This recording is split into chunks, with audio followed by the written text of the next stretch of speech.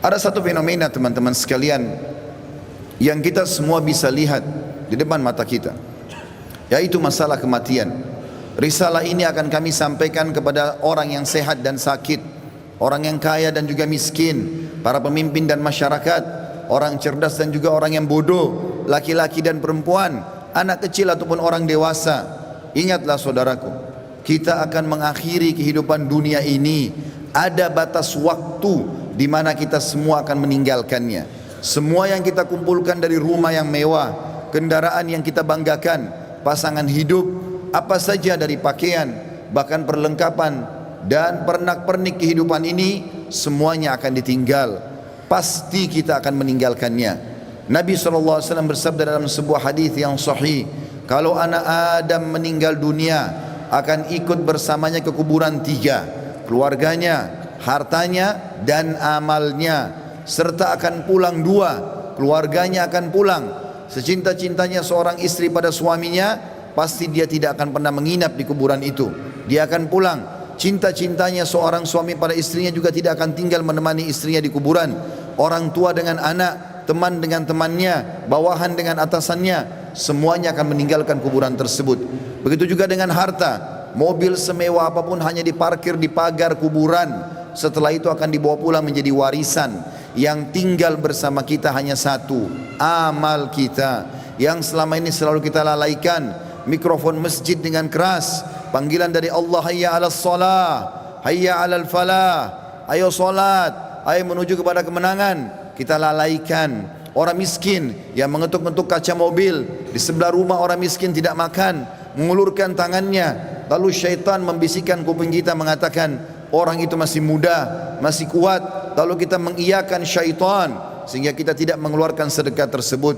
Al-Quran hanya menjadi hiasan, berbangga-bangga dengan kertasnya, dengan sampulnya yang bagus, penerbitnya yang dikenal, atau yang bestseller yang dijual di pasar-pasar. Bukan lagi berfungsi sebagai ayat-ayat Allah, peringatan yang harus dibaca dan jadi prinsip hidup, hanya menjadi sebuah kenangan saja. Begitu juga dengan orang tua yang dilupakan, hanya kena jabatan yang sudah naik, harta yang sudah mulai melimpah, memiliki pasangan yang cantik, anak-anak yang banyak, sehingga orang tua di kampung halaman dilupakan. Telepon pun hanya setahun sekali. Tidak ada lagi kejar pahala dan surga dari kedua orang tua. Padahal seorang salafus saleh pernah menemukan salah satu orang tuanya meninggal, lalu dia menangis terisak-isak. Kemudian murid-muridnya menanyakan, kenapa anda menangis? Kata dia, sungguh satu pintu surga sudah tertutup untukku, maka tertinggal satu lagi. Dan sekian banyak fenomena dalam kehidupan kita yang kita lalaikan, saudaraku seiman. Dengarkan dan renungi baik-baik bagaimana Allah mengingatkan dalam kitabnya tentang masalah hari pulang ini. Yang pertama disebutkan di dalam Al-Quran surah Al-Baqarah ayat 281. Allah berfirman, dan kekal ditilawakan oleh orang-orang beriman sampai hari kiamat. A'udzu billahi minasyaitonir rajim. Wattaqu yawman turja'una fihi ila Allah, thumma tuwaffa kullu nafsin ma kasabat wa hum la yudhlamun. Takutlah kalian, persiapkanlah diri kalian, fikirkanlah baik-baik, masuk semua dalam makna wattaqu. Hati-hatilah kalian dengan hari di mana kalian akan dikembalikan kepada Allah. Kemudian setiap jiwa akan diberikan balasan dan laporan dari amal-amalnya, baik ataupun buruk, dan mereka tidak akan dizalimi sedikit pun. Kalau hari ini teman-teman kita melihat seseorang kerabat kita, teman sejawat kita, partner bisnis kita dibungkus dengan kain kafan dan meninggal, dan kita mengantar ke kuburan sebagaimana mungkin itu sudah pernah kita lakukan, maka satu waktu nanti kita yang akan diantar. Teman-teman sekalian masih malas sholat, sholatlah teman-teman sebelum anda disolati oleh orang-orang. Banyak orang meninggalkan saf pertama masjid, padahal itu keutamanya sangat besar, tapi dia menunggu dia akan disolati di saf pertama pada saat meninggal dunia. Ini kerugian, penyesalan akan datang terakhir, saudaraku seiman. Dalam ayat lain Allah berfirman dalam surah Al-Baqarah ayat 48, A'udzu billahi minasyaitonir rajim. Wattaqu yawman la tajzi nafsun an nafsin syai'a wa la yaqbalu minha syafa'atun wa la yu'khadhu minha 'adlun wa la hum yunsarun. Hati-hatilah kalian, perhatikan baik-baik, renungi baik-baik kata Allah, hari di mana tidak ada lagi jiwa bisa membantu jiwa yang lain, dan tidak akan diterima lagi rekomendasi-rekomendasi, pertolongan-pertolongan, dan juga tidak akan pernah ada yang bisa memenangkan. Di dalam ayat yang lain juga Allah mengingatkan surah Luqman, surah nomor 31 dalam Al-Quran ayat 33. A'udzu billahi minasyaitonir rajim. Ya ayyuhan nas, ya ayyuhan nas ittaqu rabbakum wakhshaw yawman la yajzi walidun an waladihi wala mauludun huwa jazin an walidihi syai'a. Inna wa'dallahi haqqun fala taghurrannakumul hayatud dunya wala yaghurrannakum billahil garur. Artinya, hai sekalian manusia, wahai manusia, Allah panggil. Dan saya ingatkan lagi di atas mimbar ini, Allah memanggil semua kita tanpa mengenal sukunya, bangsanya, jabatannya, status sosialnya, ataupun laki-laki dan perempuan, muda ataupun tua. Allah mengatakan, wahai manusia, takutlah kalian kepada Tuhan kalian dan khawatirlah terhadap hari di mana tidak akan ada lagi pertolongan, tidak ada orang tua bisa menolong anaknya, dan tidak lagi anak-anak bisa menolong orang tuanya. Sesungguhnya janji Allah pasti benar. Jangan kehidupan dunia melalaikan kalian, dan jangan sampai kalian terlalaikan. Allah subhanahu wa ta'ala mengingatkan di ayat yang lain, surah Al-Muzammil, surah nomor 39 ayat 17 sampai 19. Allah berfirman, a'udzubillahi minasyaitonir rajim. Fa kaifa tattaquna in kafartum yawman yaj'alul wildanu shiba. Bagaimana kalian bisa memungkiri hari di mana anak kecil pun bisa menjadi tua tiba-tiba? As-sama'u munfatirum bih, pada hari kiamat nanti maka langit-langit pun akan pecah. Kana wa'duhu maf'ula, dan itu janji Allah pasti akan terjadi. Inna hadhihi tadhkirah, ini adalah peringatan yang sangat bermanfaat. Faman syaa'a attakhadha ila rabbih sabila, siapa yang berakal maka dia segera mengambil jalan menuju ke Tuhannya. Saudaraku seiman, ada seorang soleh dulu kaya raya di zaman tabi'in di Irak. Dia lagi duduk di kebun kurmanya. Orang ini kebetulan sering ibadah, rajin sekali ibadah. Satu waktu dia pernah lalai beribadah. Ada beberapa waktu dari amal-amal sunnah yang dia tinggalkan, bukan amal wajib. Lalu kemudian di kebun kurmanya dia duduk, dan seringkali dalam beberapa hari di mana dia lalai itu, dia mengurus pegawainya memetik kurma-kurma yang masih segar, ditaruh di depannya, lalu dia menyuruh semuanya bubar untuk dia nikmati sendiri kurma itu.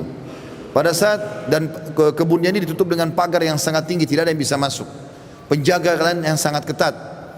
Maka pada saat dia lagi duduk menikmati kurma tersebut, tiba-tiba di depannya semak belukar ya, bergerak seakan-akan ada orang. Maka dia sambil marah mengatakan, siapa kamu? Begitu beraninya kamu masuk ke dalam kebunku tanpa izin. Maka tiba-tiba keluar dari semak belukar tersebut orang yang dia tidak kenal. Lalu orang itu mengatakan, sesungguhnya aku adalah sosok yang tidak butuh izin untuk datang ke tempat siapapun. Aku sosok yang selalu ditakuti oleh seluruh raja-raja dan orang-orang yang membongkok atau menyombongkan diri. Aku sosok yang selalu kalau datang tidak pernah terlambat dalam menyelesaikan urusanku. Maka tiba-tiba orang soleh dan kaya ini menundukkan matanya yang tadinya melotot karena merasa marah, tiba-tiba dia ketakutan. Lalu dia mengucapkan kalimat, apakah Allah masih memberikan aku kesempatan untuk kembali? Maka dia pun, orang itu pun mengatakan, masih ada beberapa waktu untukmu, maka bertaubatlah. Tiba-tiba orang itu menangis, kemudian dia angkat kepalanya, orang yang tadi menyampaikan berita itu sudah hilang. Teman-teman sekalian, kita tidak butuh menunggu kita sakit masuk ke ruangan ICU baru mati. Kita juga tidak butuh teman-teman sekalian untuk menjadi tua dan ubanan semua rambut kita baru kita meninggal dunia. Kita tidak butuh tiba-tiba teman-teman stroke ataupun tubuh kita melemah atau kulit kita keriput baru kita meninggal dunia. Berapa banyak anak kecil yang masih muda pada saat ajalnya datang semuanya meninggal dunia.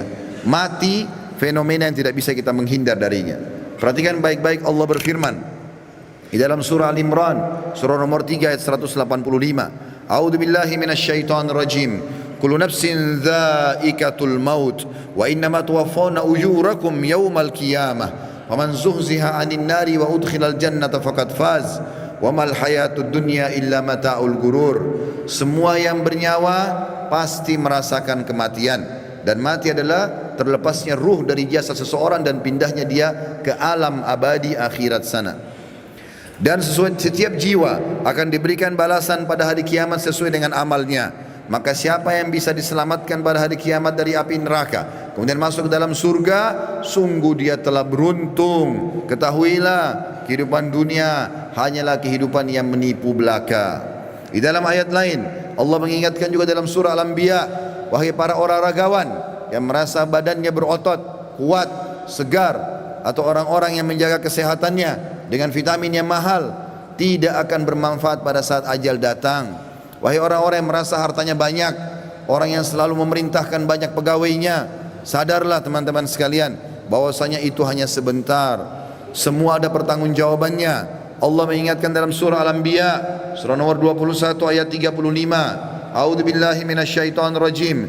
Kullu nafsin dha'iqatul maut wa nabluukum bisyarri wal khairi fitnah wa ilaina turja'un. Semua yang bernyawa pasti akan mati dan kami menguji kalian dengan kebaikan dan keburukan sebagai fitnah, maka kalian harus tahu kalian akan dikembalikan kepada kami.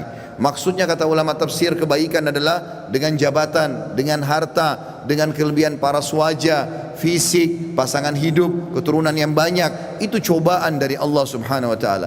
Bersyukur tidak, digunakan dalam ketaatan kepada Allah atau tidak, dia tunggangi enggak itu untuk panen pahala yang besar pada hari kiamat. Begitu juga kami uji kalian dengan keburukan. Keburukan juga datangnya penyakit, gangguan orang, semua melalui itu. Bersabar tidak, sehingga akhirnya mendapatkan pahala yang maksimal pada hari kiamat. Di dalam ayat lain surah Al-Ankabut, surah nomor 29 ayat 57 juga Allah berfirman, A'udzubillahi minasyaitonir rajim. Kullu nafsin dha'iqatul maut, thumma ilaina turja'un. Semua yang bernyawa pasti akan mati. Sekuat apapun dia, sehebat apapun dia sembunyikan dirinya dalam sebuah bangunan yang besar, pasti dia akan mati dan akan dikembalikan kepada kami. Di dalam ayat lain Allah lebih jelas lagi menekankan masalah itu dalam surah An-Nisa. A'udzubillahi minasyaitonir rajim. Aynama takunu yudrikkumul maut walau kuntum fi burujim musyayyadah. Dimanapun kalian sembunyi, pasti mati akan datang kepada kalian, walaupun kalian sembunyi di dalam bangunan yang sangat kokoh. Dan terakhir ayatnya adalah Allah SWT mengingatkan dalam surah Jum'ah, ayat yang sudah sangat masyhur, surah nomor 62 ayat 8. A'udzubillahi minasyaitonir rajim. Qul innal mautal ladzi tafirruna minhu fa innahu mulaqikum. Tsumma turadduna ila alimil ghaibi wasyahadati fayunabbi'ukum bima kuntum ta'malun.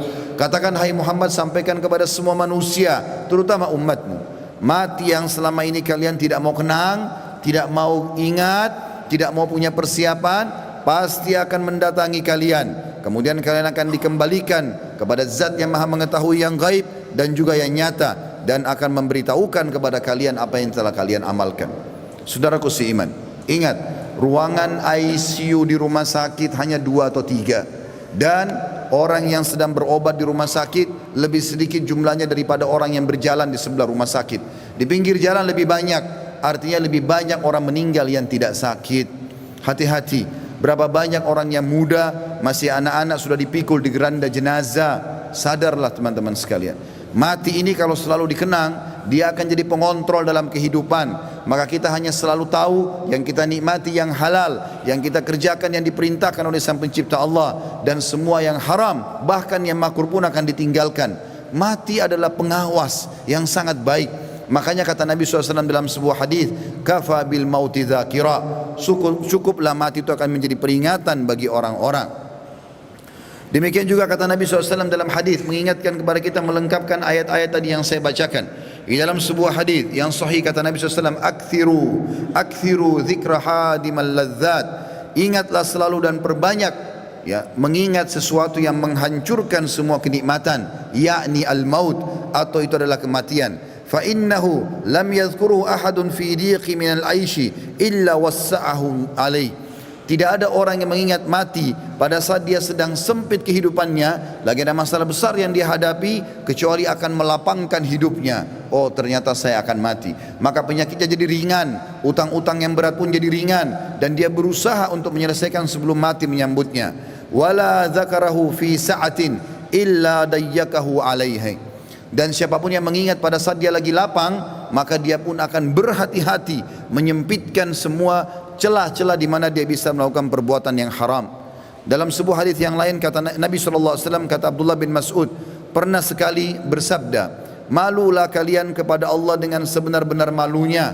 Kata Abdullah bin Mas'ud, kami malu kepada Allah ya Rasulullah. Kata Nabi SAW, bukan itu yang aku maksudkan, tetapi siapapun yang berusaha benar-benar menjaga kepalanya dan apa yang ada di isinya, dan juga perutnya dan apa yang akan dia masukkan, beserta juga menjaga lisannya dan meninggalkan perhiasan dunia ini yang haram, yang tidak Allah halalkan, dia berusaha mencari yang haram, maka dia telah malu kepada Allah dengan sebenar-benarnya. Dan Nabi SAW, teman-teman sekalian, pernah mengantar jenazah atau melihat ada jenazah diantar oleh para sahabat.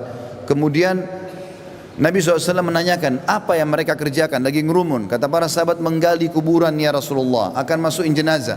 Maka kata para sahabat, tiba-tiba kami lihat Nabi SAW bersegera ke sana. Kemudian duduk di depan liang lahat tersebut, lalu meletakkan lutut beliau ke tanah. Lalu saya pun datang, kata Al-Bara' ibn Azib radhiyallahu anhu perawi hadis ini, saya pun datang lalu menanyakan, kenapa ya Rasulullah?